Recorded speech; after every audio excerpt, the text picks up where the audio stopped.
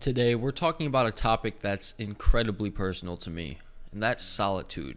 Not just being alone, but truly embracing time by yourself and how it can transform your life in ways you might have never imagined before. This isn't just a story about being alone, but it's about how solitude can be your greatest ally in becoming the best version of yourself. So, let's get into it. As a kid, I always craved being around others, and being alone for me was not just boring, it was truly unbearable. My mother would even say all the time, "You always need to be occupied by somebody," and that I need to learn how to be alone. Sometimes, life has a funny way of pushing you into situations where you have to adapt, and for me, it started when my mom's health took a drastic turn and we faced eviction from our childhood home. Now, moving in with my dad was the only option for me, but it meant spending long stretches of time alone, sometimes even weeks or a month at a time.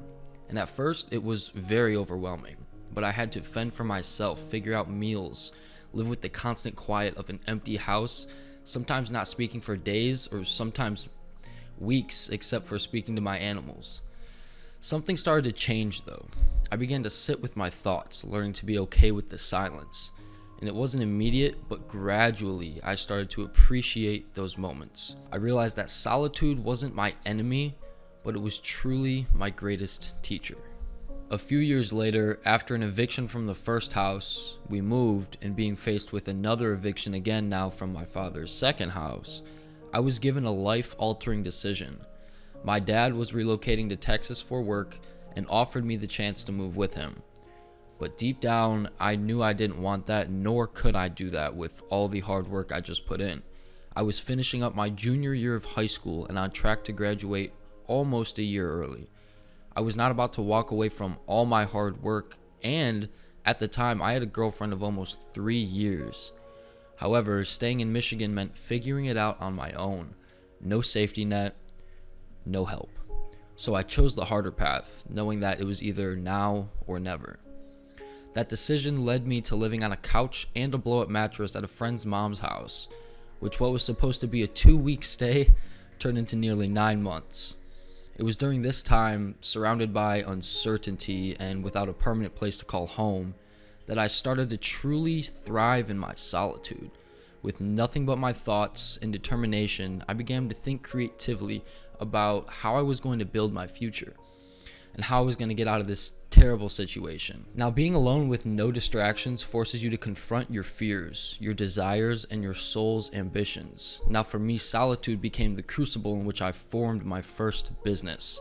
And I had no choice. It was either I made something of myself or I risked losing everything and becoming homeless at just 17 years old. I started meditating daily, spending hours thinking about how I was going to escape this shitty situation I was in. And eventually I had an idea, a vision if you might. I was determined to make it a reality, and I was going to be successful no matter what the fuck it took. And that's how my streetwear resale business was born. I hustled every fucking day, in class, at the car, at dinner, every waking moment I was home, balancing high school with building a business that within a year was making me $8,000 to $10,000 a month. And at 17, less than a year later, I had my first apartment and a thriving business, all because I was forced to figure it out on my own. Now, solitude is often looked at something that we need to avoid, but the truth is, it's a powerful catalyst for growth. And when you're alone, you're forced to face yourself and confront your thoughts, your weaknesses, and your strengths. And it's in these moments that you discover what you're truly capable of. Being alone taught me discipline, focus, and the ability to push through challenges without relying on others for motivation and support. It made me self-reliant and confident in my ability to navigate life's obstacles. Solitude doesn't just help you find yourself, but it helps you create the person you've always wanted to become. So a bit of a shorter video this week, but how can you use solitude to your advantage? We'll start by embracing time alone as an opportunity, not a punishment. Use it to reflect, to think deeply about what you want out of your life. Now, journaling can be a very powerful tool for processing your thoughts and setting goals.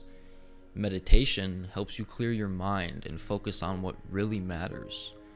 And create a routine that includes time for self-reflection and planning, and use solitude to work on personal projects, whether it's a business idea, a creative endeavor, or self-improvement.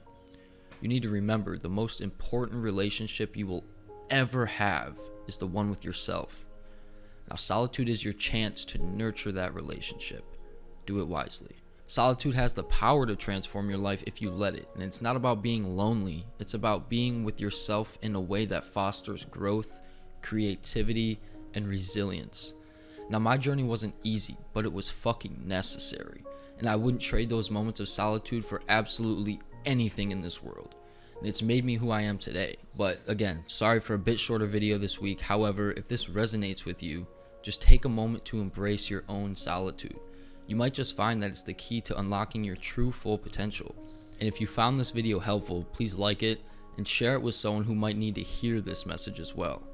Now, until next time, stay focused and remember, solitude is your greatest ally and not your enemy.